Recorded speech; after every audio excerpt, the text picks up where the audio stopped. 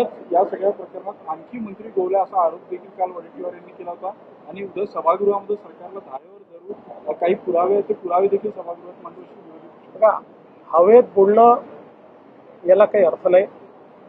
खरात यांचं प्रकरण अत्यंत गंभीर आहे. ते आम्ही इंटेलिजन्सच्या आधारावर आम्हीच त्याचा भांडाफोड केलेला आहे आणि आता हळूहळू याची आम्हाला कल्पना होती की लाजेखातर किंवा सामाजिक दबावामुळे महिला एकदम पुढे येत नाहीत, म्हणून अशा प्रकारचे जे काही विक्टिम्स आहेत त्या विक्टिम्सला धीर देऊन, त्यांच्या घरच्यांना धीर देऊन त्यांना समोर आणण्याचा प्रयत्न चाललेला आहे. त्याच्यामध्ये काही प्रमाणात आता महिला प्रतिसाद देखील देत आहेत. या संपूर्ण प्रकरणाची अत्यंत वरिष्ठ स्तरावर मॉनिटरिंग होते आहे. स्वतः डीजींना मी सांगितलेलं आहे की त्यांनी याचं मॉनिटरिंग करायचं आहे. याच्यामध्ये SIT तयार केलेली आहे.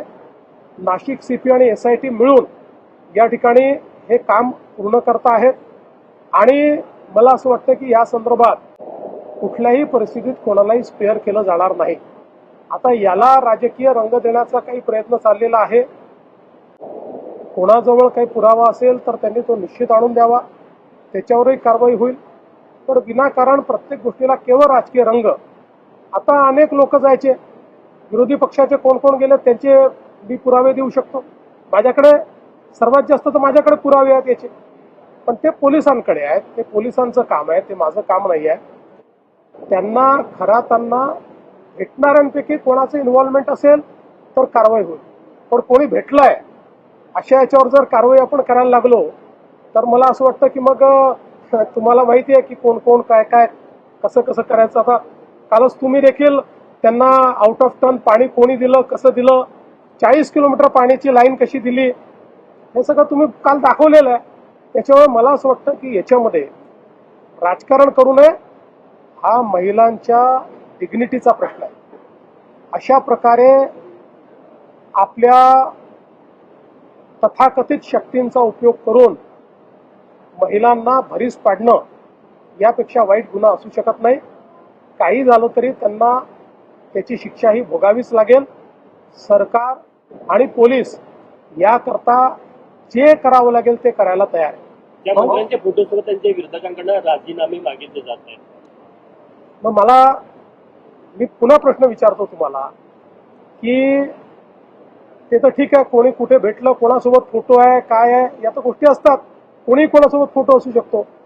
पण ज्यांनी मंत्रिमंडळाची विशेष बैठक बोलवून 40 किलोमीटर दुरून त्यांना पाणी दिलं त्यांना काय शिक्षा द्यायची?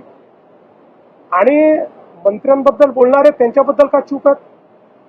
तिथे तोंडाला कुलूप का लागताय? सिलेक्टिव्ह का बोलताय?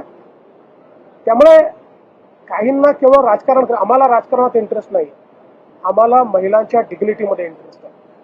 आम्हाला ज्या महिलांच्या सोबत त्यांनी दुर्व्यवहार केलाय त्या प्रत्येक महिलेला न्याय दिल्याशिवाय आम्ही शांत बसणार. चौकशी बघा, आता चौकशीने पाणी देण्याचे निर्णय वगैरे याची चौकशी करायची ते पाहू.